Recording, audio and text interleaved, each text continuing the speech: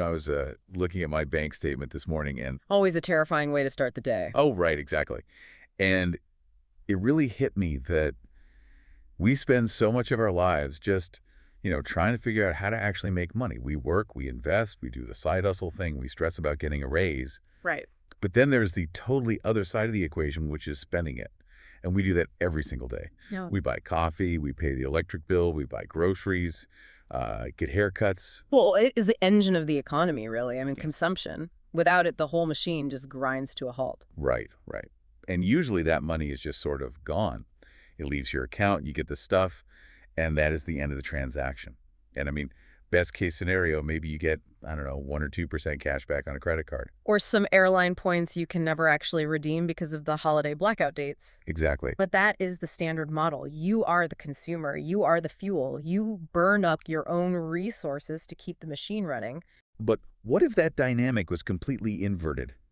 Like, what if the act of spending money, which is something we do whether we like it or not, was not just a drain on your wallet, but the actual foundation of a scalable business? Right. And I don't mean just saving money or clipping coupons. I mean an actual real income stream that you could supposedly leave to your children. It sounds a bit like alchemy, doesn't it? Like turning lead into gold. Mm-hmm. But that is exactly the premise we are looking at today. Exactly. So today we are doing a deep dive into a really fascinating stack of internal documents. Mm-hmm. We've got manifestos, compensation plans, and expansion strategies for an organization called Consumers Network. And to be clear right off the bat, for everyone listening, based on the source material we have, this is not just another cashback app. No, not at all. The documents frame this as a total disruption of local commerce.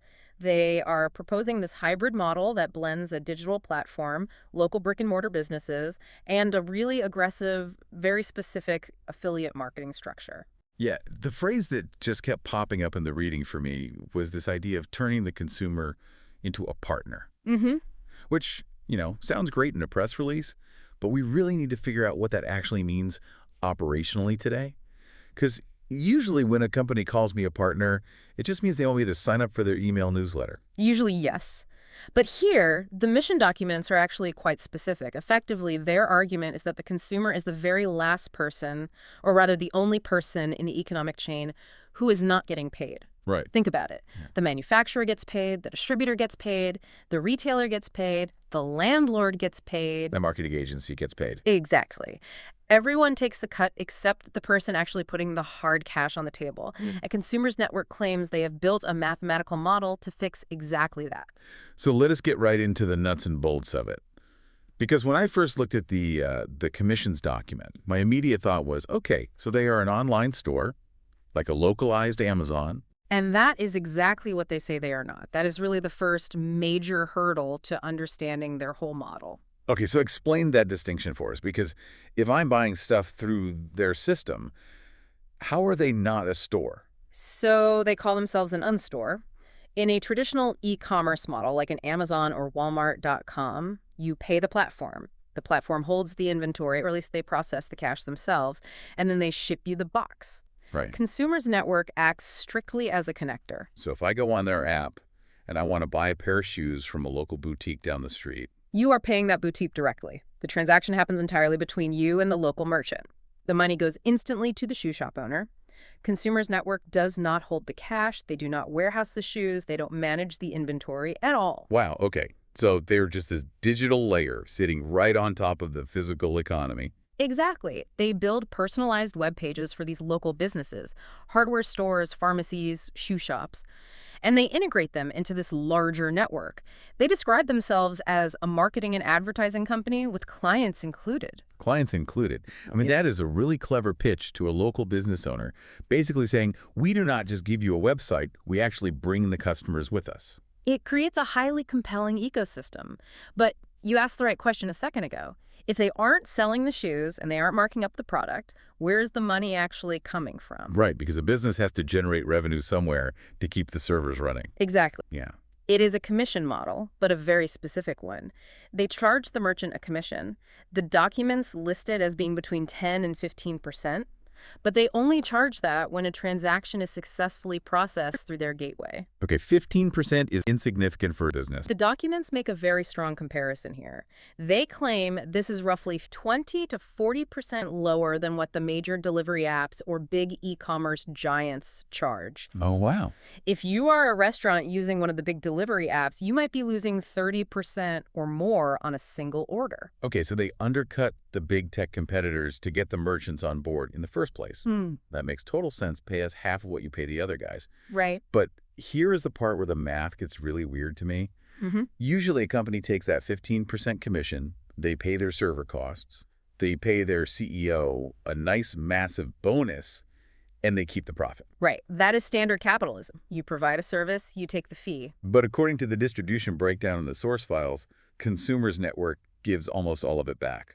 This is like the Robin Hood part of the story. It is the core differentiator of the entire platform. Of that 15% commission they collect from the merchant, they claim to redistribute 10.5% back to the network of users. Wait, let me just make sure I have that math right. They keep 4.5% for the corporate entity, and 10.5% goes back to the people actually shopping. Correct. That means they are distributing 70% of their gross revenue back to the user base. Why? I mean, structurally, why would a company ever do that? It just seems like leaving massive amounts of money on the table. Well, it goes back to that underlying philosophy we mentioned. They fundamentally believe that if the consumer is generating the value, the consumer should capture the majority of the value. Okay. But it is also a brilliant strategic lock-in mechanism. It creates a closed loop. If you know you're getting a significant chunk of money back, you are never going to shop outside the network if you can help it. It buys loyalty in a way that regular points or coupons just never could. Okay, so that is the theory. Shop here, get paid. But I really want to look at the hard numbers, because the document titled Example of Consumption and Earnings lays out a scenario that starts small and then escalates into numbers that frankly sound unbelievable. It is all based on what they call the 3% rule. Walk us through it. Let us say, I am a new user, I join the app, what do I actually have to do? The example assumes a user, let's call him the learner, commits to consuming about $300 a month through the platform. $300 a month. I mean, that is groceries, maybe a haircut, some basic household supplies. That is a very realistic number for a single person, let alone a whole family. I'll probably spend that at the grocery store in 2 weeks alone. Exactly. And the source emphasizes that this is not new spending. It is redirected spending. You were going to buy the bread anyway. Now you just buy it through the network. Right. That $300 figure is strictly illustrative. It's an average used to model potential network volume. It is absolutely not a mandatory consumption baseline. The model does not require you to spend $300 out of pocket to participate. Or to keep your referral links active. Right. But the ecosystem doesn't stay completely commitment-free forever, otherwise the whole thing would just collapse. Here's where it gets really interesting. There is a point where spending does become required, but the trigger for that is what sets this apart. Right, because mandatory consumption only kicks in once the system actually starts generating earnings for you. And when it does, it operates on a variable sliding scale. So depending on your income volume from the platform, your required reinvestment ranges from 20% down to 5%. Let's walk through what that actually looks like over a typical user's journey. Imagine you join and spend nothing for the first 2 months, simply focusing on building your network. You're still earning from their activity.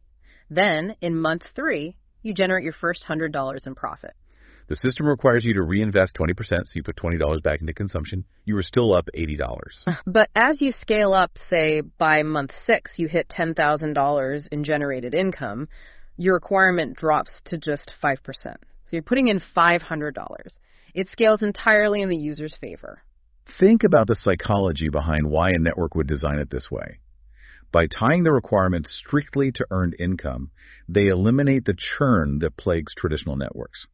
Usually, users quit when their mandatory monthly spend outpaces their early earnings. Yeah, by making the requirement a fraction of actual profit, the user never goes into the red just to participate. Exactly. And lowering the percentage as income grows acts as a massive incentive for high performers, rather than a tax on their success. That inverted scale is the real strategic pivot here. It's a structure that essentially funds its own required consumption. Just to summarize the big picture for you, we're looking at a system actively designed to remove upfront monthly spending pressure. It prioritizes passive earnings first and only mandates that 5 to 20% consumption rate once you are successfully generating a profit.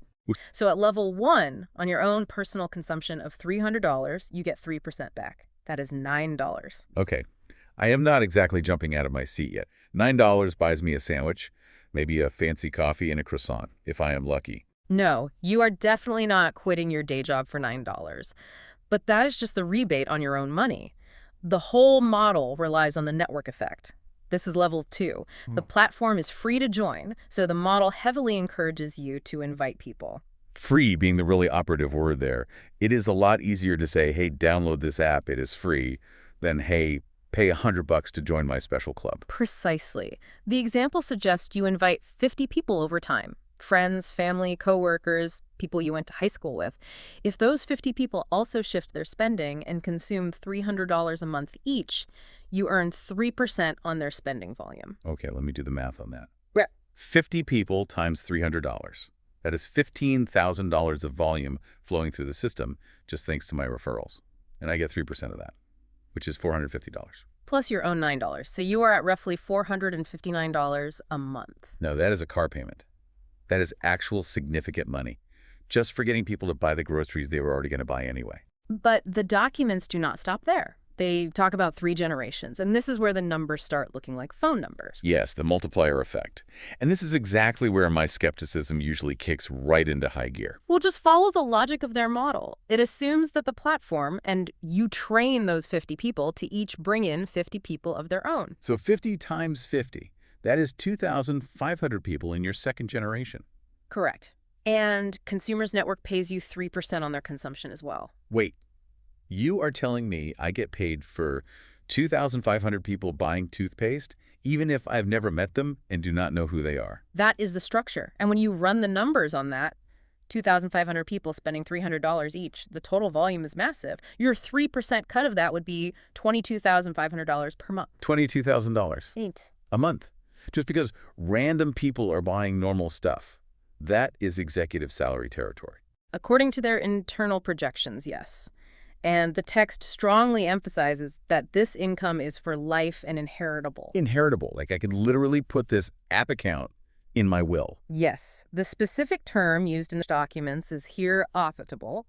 They view this network as a tangible asset, like a house or a stock portfolio that you can pass down to your children. Right. The idea is that you are building a permanent pipeline of commerce that will outlast you. And just to cap off the math section, they show a scenario where you have 100 direct referrals instead of 50. Right. If you scale it in that level, you bring in 100 people and they replicate that behavior, the theoretical network hits 10,000 people in the second generation. The monthly income projection there jumps to $90,000. Okay, we really have to pause here. Because when I hear recruit people who recruit people, and promises of $90,000 a month, there is a giant neon sign flashing in my brain that says pyramid scheme. It is flashing red, and there are loud sirens going off. You are definitely not the only one thinking that. It is the absolute elephant in the room. Anytime you see a geometric progression of people and money, that is the natural reaction. So how do they defend against that? Because usually regulators shut this kind of thing down incredibly fast. The company is very aware of this perception. They actually have a document called the Great Proposal that dedicates a significant section to drawing a hard legal line between their affiliate marketing model and a pyramid scheme. They don't shy away from the comparison at all. They attack it head on. What is their actual argument, though? How do they distinguish themselves legally? They break it down into 3 core pillars: entry cost, product, and money flow. First, the entry cost. In a classic pyramid scheme, you almost always have to pay to join. You buy a starter kit, you pay a membership fee, or you are forced to buy a garage full of inventory. Right. And that upfront fee is used to pay the person who recruited you. And Consumers Network is completely free. Explicitly free. There is no membership fee, no recruitment fee. They argue that since no money changes hands upon sign-up, you cannot be robbing Peter to pay Paul. Okay, that is a valid legal distinction. Yeah. If I don't pay to get in, I literally haven't lost anything if the whole thing just doesn't work out for me. Yeah. But what about the product side of it? In a pyramid, often the product is totally irrelevant or heavily overpriced, or sometimes it doesn't even exist. It is just a facade for moving new recruitment money around. Here, the source argues that income is strictly derived from the consumption of real goods and services in the external local economy. Meaning if nobody buys bread or gets a haircut, nobody makes a dime. Exactly. There is no recruitment bonus just for signing a person up. If you sign up 10,000 people and none of them spend a single dollar, you make $0. Wow. The bonus only comes from the actual transaction fee when they shop. They argue that pyramids collapse the second recruitment stops because new money stops coming in. But they claim this model is sustainable forever because people will always need to eat, dress themselves, and fix their cars. So as long as there is everyday consumption, there is revenue. It is a very compelling argument on paper. It shifts the entire focus from finding suckers to capturing daily commerce. It does. But for this to work practically, you need to actually be able to spend that $300 easily. If the network only has one obscure store selling overpriced vitamins, the model fails. You cannot force people to buy things they don't actually want. Which brings us right to the ecosystem they are building. I was honestly surprised by the list of categories in the expansion plan. It is not just physical goods. No, it is remarkably broad. They seem to be trying to capture the entire local economy. The documents list supermarkets, pharmacies, hardware stores, clothing boutiques. But also services. Yes. Dentists, plumbers, mechanics, salons. Right. And services are high-ticket items. A car repair or a dental crown can hit that $300 monthly average in one single shot. If you get your car fixed once every 6 months, that covers your consumption quota for that month incredibly easily. And they aren't just relying on third-party merchants to fill this out. They specifically mention proprietary apps in the files. Yes, they have a whole suite of them. They have MyDriver for taxis, an app for air tickets and hotels, and a dedicated delivery service. The MyDriver app was really interesting to me because it introduces a totally different income stream. It is not just about shopping. They have these headhunter bounties. Yes, this is all about building the infrastructure fast. The network needs vendors. If you recruit a merchant, say you convince your local pizza place to get a free web page on the network, you earn a $50 bonus. And if I recruit a taxi driver for their rideshare app? There is a $50 bonus there too, but they split it. 25 goes to you and 25 goes to the driver. That is smart. It gives the driver an actual financial incentive to use my invite code. It is not just me pestering them, I am handing them $25 to sign up. Same with the delivery personnel. There is a $30 bonus, split 15 to you and 15 to the courier. And regarding delivery, they make a very aggressive claim about competitiveness in the market. They state their proprietary delivery service is 20 to 40% cheaper than the major corporate competitors. Which brings us back to the merchant's perspective. If a pizza place can deliver to a customer 5 miles away for half the cost of the big apps, that expands their addressable market significantly. That is the pitch. Expand your service radius for less money. It ties directly back to that idea of being a partner to the local economy. They want to lower the friction for the local business while extracting that transaction value for the user. Right. It is entirely designed to be a win-win, which is really the only way these kinds of networks actually survive long-term. So we have the mechanics down, we have the map, and we have their defense against the pyramid label. But I want to pivot to the why of it all. Because there are some documents here, specifically the range of failure text and the mission statement, that get almost philosophical. They do. The tone shifts dramatically from a standard business plan to almost a social manifesto. They are clearly driven by a very specific view on global wealth inequality. Yeah, they drop a pretty heavy stat in there, that 95% of the wealth is held by 5% of the people, which, we hear a lot in the news, but they seem to build their entire business model around solving it. And their stated goal is to literally reverse that flow. They want money to circulate back to the 95%. What is fascinating is the sheer scale of their ambition. They are investing millions to expand this to 50 or 60 countries. They are not thinking small at all. They view this as a global economic correction. But at the same time, they also say they do not need everyone. They aren't trying to conquer the whole world, just a specific slice of it. Right, the 20% rule. They calculate that they do not need 100% of the population to join to be successful. Capturing just 20% of a local market is enough to potentialize the economy and make the math work for all the affiliates. They are looking for critical mass, not total retail domination. Now, there was one detail in the philosophy section that I found really unique. It was about charity, but it was structural. It wasn't just a standard, we donate to a cause PR line. The source material states that the corporate entity pledges to donate 50% of its own retained benefits. So remember that 4.5% slice the company keeps from the transaction? Yeah. After they pay their own server bills and corporate salaries, they take half of the remaining pure profit and just give it away. And who does it actually go to? They list traditional institutions like hospitals and elderly care facilities, which is standard, but they also specifically mention those who arrived late to the system or those who simply cannot build a network. That is really unusual. It is a really raw recognition of the system's inherent hierarchy. They are trying to build a financial safety net for those specific people using corporate profits. It creates a totally closed ecosystem where everyone, the merchant, the shopper, the referrer, is financially incentivized to keep the money circulating strictly inside the network. It is almost like they are minting a local currency, but it is built entirely on top of real-world money. Looking at these documents as a whole, it really challenges the traditional definition of labor. I think that is the core philosophical shift here. We usually think of labor as clocking in at 9, lifting boxes, or typing emails until 5. And the source material leaves us with a really provocative closing argument regarding exactly that. It says, as consumers, we fuel the entire global economy, yet we are usually the only ones who don't get paid for it. It raises a profound question for all of us. In the digital age, we have all heard the phrase, data is the new oil. We know our personal data is highly valuable to these tech companies. But this model suggests that consumption itself is the new labor. Precisely. If your simple act of buying a loaf of bread is what generates profit for a massive corporation, shouldn't you be compensated for that act?